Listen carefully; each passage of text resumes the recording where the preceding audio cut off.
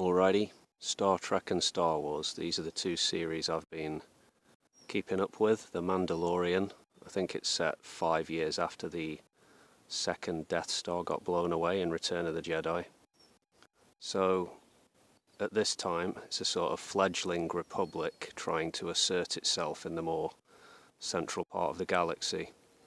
But most of the story seems to take place in the more remote parts of space, I guess. Think Tatooine and other dangerous worlds. It's basically a space western with a very disciplined, principled protagonist following the old warrior code and protecting this alien child, Baby Yoda, who of course has these mysterious powers, the Force. And the Mandalorian in these fairly fast-paced episodes gets into these perilous, violent adventures, sometimes involving dodgy, treacherous characters. And what do you know, he keeps running into the remnants of the Empire. A guy called Moff Gideon, an Imperial arsehole, is the main villain, I guess. Kind of a not great name for a villain there, doesn't strike fear into the heart, but anyway. The Mandalorian has a small group of trusted allies who will show up to help even the odds in these tight squeezes. It's pretty good fun. Yeah, not the greatest thing you'll ever see, but yeah, colourful, enjoyable.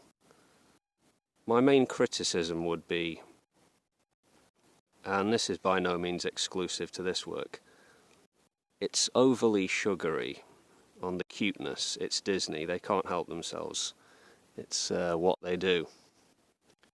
You ever read the book Pinocchio? It's kind of dark. There's a very different moral tone there than with the Disney movie. The movie itself does have some dark moments though. Even so, it's been sugared up and cutified with the obvious aim of commercial success, but I digress. The Mandalorian, I recommend it. Check it out if you haven't already. Discovery, the Trek. I believe we're in the 3rd season now, so yeah, set almost 1,000 years ahead of where they were, in which the Federation doesn't exist on anything other than a tiny scale, seemingly because of a disastrous incident called the Burn. But the Discovery ship crew are working with these future counterparts, yeah, and fitting in not too clumsily. I do find it a bit of a strain that even in a very advanced technological society as the one portrayed in the Star Trek universe, that you would be able to jump 930 years ahead of your time, and other than a few historical events of significance, things are pretty much as was. I mean, it's not the most incredulous thing, but yeah, I don't know. Yeah, it's sci-fi, you know, you got your time travel, matter transporters, material replicators. Enjoy the ride, don't pull on too many strings, I guess. But I do sometimes, anyway.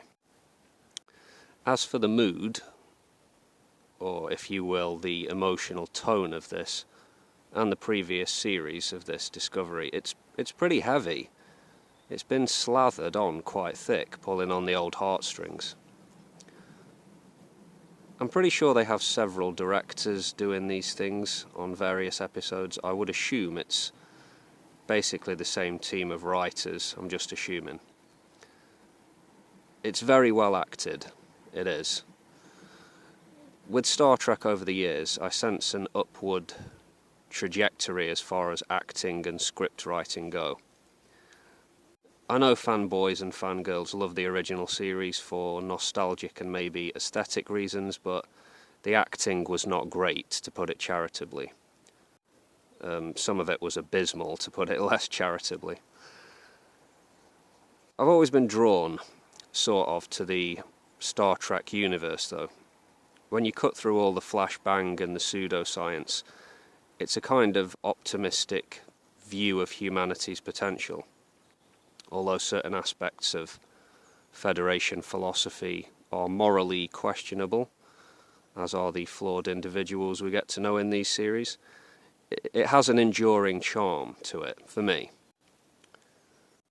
Okay, let me know what you think in the comments, folks. Let me know what you're up to, if you like, and I'll see you next time. Peace.